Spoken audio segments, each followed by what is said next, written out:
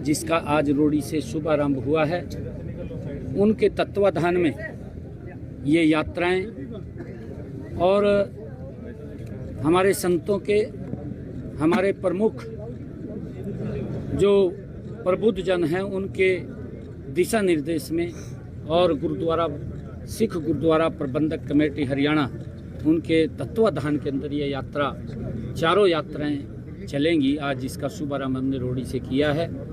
एक आज रोड़ी से उसका प्रारंभ हुआ है, फिर पंजौर से होगा और फिर फरीदाबाद से होगा।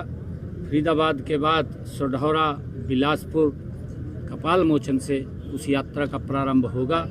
ये चारों यात्राएं 24 तारीख को कुरुक्षेत्र की पवित्र धरा वहाँ पर एकत्र होंगी और 25 तारीख को एक बहुत बड़ा समागम, जिस समागम में देश के यशस्वी प्रधानमंत्री आदरणीय नरेंद्र मोदी जी उसमें रहने वाले हैं, वो बड़े पत्र के ऊपर वहाँ पर मनाया जाएगा।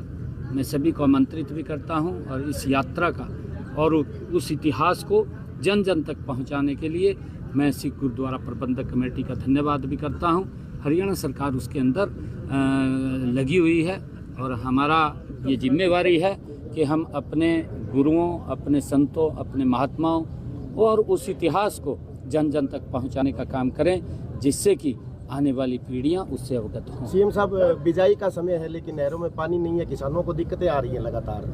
नहीं, देखिए ऐसे ही बात नहीं है, आपने ध्यान कराया है, कोई नहर विशेष होगी तो उसके अंदर पानी आ जाएगा, वो बात कर लेंगे। कोई अगर ऐसी है तो सब में तो ऐसा नहीं। बिहार का पहला चरण कंप्लीट हो गया है, क्या सीन देख रहे हैं बिहार का? हाँ, बिहार के अंदर एनडीए की सरकार बहुत बड़े मार्जिन के साथ आ रही है, क्योंकि आदरणीय मोदी जी के नेतृत्व में देश में गरीब व्यक्ति के लिए काम किए गए हैं। गरीब व्यक्ति को सशक्त और मजबूत करने के लिए निरंतर नरेंद्र मोदी की सरकार काम कर रही है। उसका परिणाम है कि देश भी विकास की गति में आगे बढ़े, देश भी विकसित हो और उसके साथ साथ गरीब व्यक्ति भी मजबूत और सशक्त हो। पहली बार है, क्योंकि कांग्रेस 55 सालों से लगातार प्रलोभन देती रही, टॉफी देती रही, चॉकलेट देती रही, परंतु गरीबों के उत्थान के लिए, गरीबों की मजबूती के लिए कोई काम नहीं किया।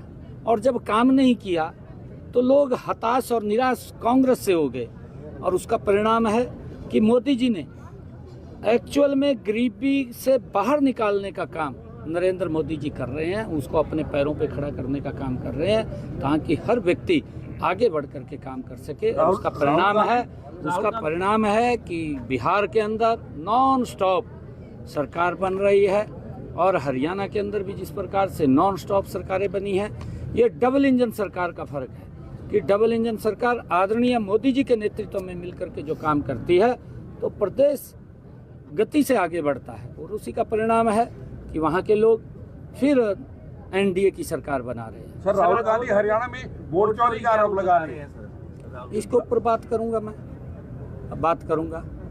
अभी तो उसके पास मुद्दा नहीं है, कोई मुद्दा नहीं है। जब मुद्दा नहीं है, कोई बात बताने की तो होनी चाहिए ना। मैं पूरी डिटेल में बात करूंगा। सर, वंदे भारत ट्रेन की सौगात मिली है आज हरियाणा को, एक और बठिंडा से शुरू हुई है, कुरुक्षेत्र। हाँ, बठिंडा से वो फिरोजपुर के लिए वो शुरू हुई है, एक फिरोजपुर के लिए भी शुरू हुई है, दिल्ली से फिरोजपुर। आदरणीय मोदी जी नए भारत का, और जो आदरणीय मोदी जी का संकल्प है कि विकसित भारत बनाना है, उसी विकसित भारत में लगातार अत्याधुनिक सुविधाओं से सुसज्जित, चाहे वंदे भारत ट्रेन हो या अमृत भारत ट्रेन हो, लगातार देश को अत्याधुनिक सुविधाओं से सुसज्जित ट्रेनें या रोड्स हों हमारे। आप देख रहे हैं कि एक्सप्रेसवे, 4 लाइनिंग कितनी गति के अंदर बने हैं। जिस व्यक्ति को सिरसा से चंडीगढ़ जाने में 10, 12, 15 घंटे लगते थे, आज वो 4-5 घंटे में पहुंच जाता है। ये इतना बड़ा सुधार, क्योंकि व्यक्ति का समय बचा है, व्यक्ति का पैसा बचा है, उसका खर्चा भी कम हुआ है। यह नरेंद्र मोदी जी के नेतृत्व में बढ़ता भारत है और उसके साथ बढ़ता हरियाणा है।